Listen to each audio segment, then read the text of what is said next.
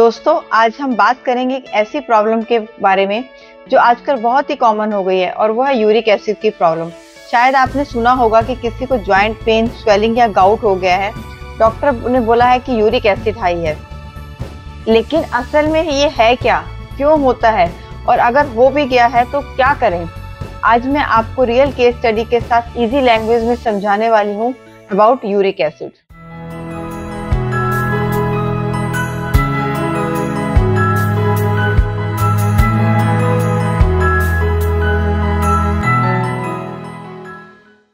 Hello friends, आप सबका welcome है हमारे YouTube channel health studio by Geeta Agra.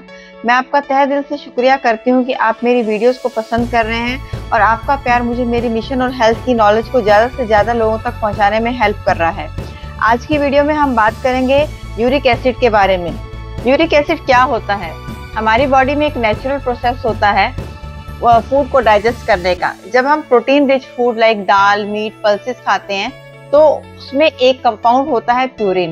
Purine body में ब्रेकडाउन होता है और ब्रेकडाउन होने के बाद एक वेस्ट प्रोडक्ट बनाता है जिसे कहते हैं uric acid. Normally uric acid हमारी किडनी से यूरिन के थ्रू निकल जाता है, लेकिन जब ये ज्यादा बन जाए तब किडनी उसे प्रॉपरली निकाल नहीं पाती, तो वह ब्लड में जमा होना स्टार्ट हो जाता है और वही प्रॉब्लम क्रिएट होती है पेन की, स्वेलिंग की, गाउट की। और यूरिक एसिड के ज़्यादा होने से क्या होता है, ये ब्लड में डिपॉजिट होना स्टार्ट हो जाता है। इसे बोलते हैं हाइपर यूरिसीमिया।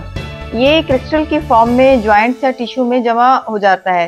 ये एक्चुअली में खुद तो इन्फ्लेमेशन का रीज़न नहीं है, लेकिन इन्फ्लेमेशन इसकी वजह से स्टार्ट हो जाता है, क्योंकि यूरिक एसिड जहाँ पर भी क्रिस्टल्स की फॉर्म में मतलब डिपॉजिट होता है तो वहाँ पर चुभन जैसी फीलिंग देता है और बॉडी का इम्यून सिस्टम उनको एनिमी समझकर अटैक करने लग जाता है। फिर स्वेलिंग, रेडनेस, पेन और हीट जैसे आपको फील होने लग जाता है और इसको ही गाउट कहते हैं, जो एक आर्थराइटिस की फॉर्म में होता है।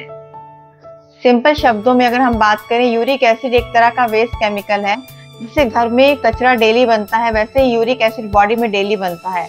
हम अपने घर के कचरे को डस्टबिन में डालकर बाहर निकालते हैं, उसी तरह से हमारी बॉडी में से किडनी हमारी एक डस्टबिन की तरह काम करती है और जो यूरिक एसिड हमारी बॉडी में बनता है उसको बाहर निकालने में हेल्प करती है। लेकिन अब हम यहाँ बात करें कि यूरिक एसिड इंक्रीज कैसे हो जाता है। देखो, अगर हम बात करें तो हम जो डेली अपनी डाइट लेते हैं, अगर हम अपनी डाइट में नॉन वेज और ज़्यादा ले रहे हैं या मीट ज़्यादा ले रहे हैं, beer, junk food, soft drink, excessive दाल चना खा रहे हैं, तो ये हमारे यूरिक एसिड की क्वांटिटी को इंक्रीज करता है।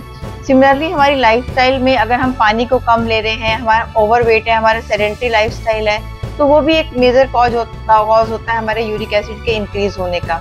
इनफैक्ट किडनी के इश्यू, जैसे अगर किडनी आपकी प्रॉपरली फिल्टर नहीं कर पा रही या कोई जेनेटिक फैक्टर है, फैमिली की हिस्ट्री है गाउट की, या कुछ और कंडीशन भी हो सकती है जैसे डायबिटीज है, बीपी है, फैटी लीवर है, पीसीओडी है, ये सारे फैक्टर जो होते हैं यूरिक एसिड को इंक्रीज करने में बहुत ज़्यादा इंपॉर्टेंट रोल प्ले करते हैं।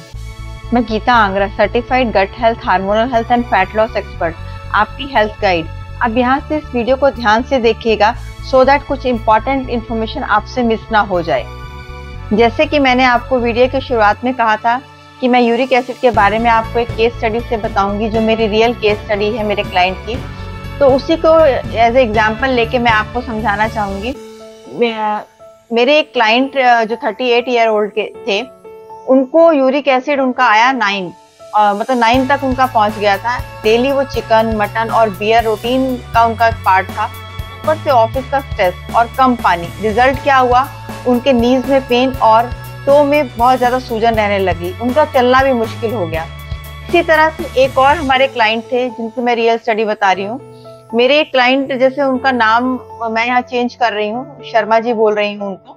उनकी एज थी अप्रोक्सीमेटली 45 ईयर की और वो रोज रात को उन्हीं एंकल में और बड़े वाले जो अंगूठा होता है, टो होता है, उसमें उनको बहुत दर्द होता था। पहले उन्होंने सोचा कि शायद थोड़ा ज़्यादा वॉक कर लिया होगा, इस वजह से दर्द हो रहा है, लेकिन ये पेन डेली बढ़ता ही गया। उन्होंने वो डॉक्टर के पास गए और उन्होंने ब्लड टेस्ट के लिए डॉक्टर ने बोला, तो रिपोर्ट आई और रिपोर्ट में उनका यूरिक एसिड 8.5 तक आ गया, जो कि नॉर्मल क्या होता है 3.5 से 7 तक होता है। शर्मा जी का पहला रिएक्शन था पर मैं तो मटन, फिश या अल्कोहल कंज्यूम ही नहीं करता, फिर कैसे हो गया? जब उनका लाइफस्टाइल डिटेल में देखा गया तो समझ आया कि रोज शाम को ऑफिस के बाद वो चना और मूंग की दाल सैलेड की तरह खाते थे, उसको हेल्दी समझकर। पानी बहुत कम पीते थे, हार्डली 1.5 लीटर। सिटिंग जॉब ज्यादा थी, कोई एक्सरसाइज नहीं करते थे और डिनर हैवी जैसे राजमा चावल या पनीर लेते थे। मतलब गलती उनका सो कॉल्ड हेल्दी रूटीन ही था। हेल्दी फूड भी कभी कभी इम्बैलेंस कर देता है और यूरिक एसिड जैसी प्रॉब्लम को कॉज कर देता है। आई होप जो मैं आपको समझा रही हूँ वो शायद आपको समझ आ रहा होगा। अगर कुछ भी समझ नहीं आ रहा तो कोई टेंशन मत लीजिए, आप 101 हमसे कंसल्ट कर सकते हैं। और अगर आपको भी ऐसे इशू हैं, जैसे आपको सडन ज्वाइंट पेन होता है, सडनली घुटनों, अंगूठे में या एंकल में या नी में बिल्कुल बहुत ज़्यादा पेन होने लग जाता है, ज्वाइंट में स्वेलिंग हो गई है, रेडनेस हो गई है, मॉर्निंग स्टिफनेस रहती है, आपको फ्रीक्वेंट पेन अटैक्स आते हैं, थकान रहती है, किडनी में स्टोन का रिस्क आपको लगता है, तो आप हमसे 101 कनेक्ट कर सकते हैं और एक मेडिसिन फ्री लाइफ को, हैप्पी एंड हेल्दी लाइफ को एंजॉय कर सकते हैं। अगर हम सिंपल लैंग्वेज में बात करें तो समझ लो जैसे आपके ज्वाइंट में छोटी छोटी सुई चुभ रही हो, ऐसा आपको फील होता है। तो आपको प्रिकॉशंस क्या लेनी चाहिए कि आपको यूरिक एसिड की प्रॉब्लम ही न हो और क्या खाना चाहिए? सबसे पहले तो आपको पानी की क्वांटिटी को ध्यान रखना चाहिए। आपको एटलीस्ट 3 लीटर पानी आपको डेली पीना चाहिए। आपको फ्रेश फ्रूट जैसे एप्पल, गुआवा, चेरीज, इन पे ज़्यादा एम्फेसाइज करना चाहिए। वेजिटेबल्स जैसे लौकी हो गई, तोरी, पालक को मॉडरेशन में, ब्रोकली, इन सब वेजिटेबल्स को इंक्लूड करना चाहिए।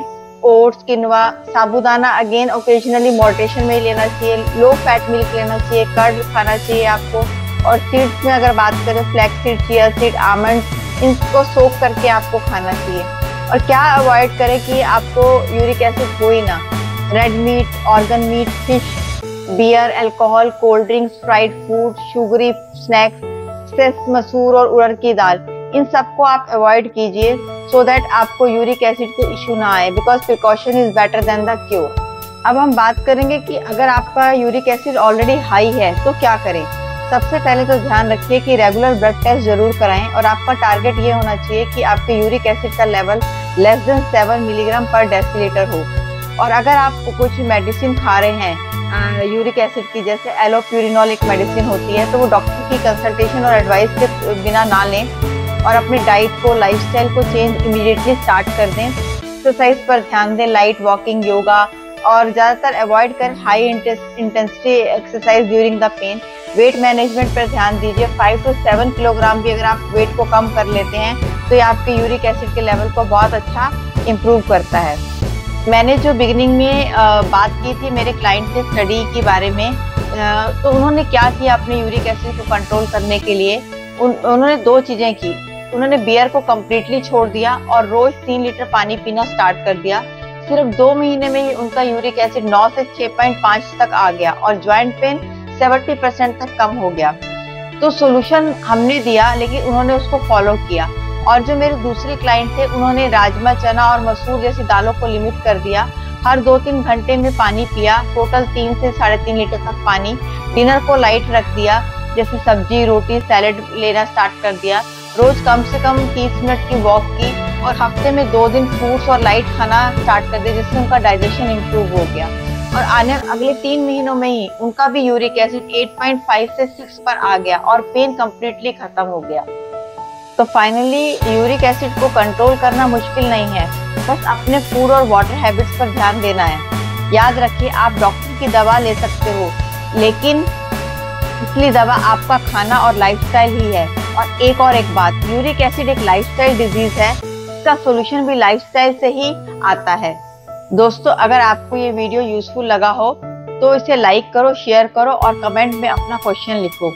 और ऐसी हेल्थ की और भी इजी एक्सप्लेनेशन के लिए चैनल को सब्सक्राइब करना ना भूलें।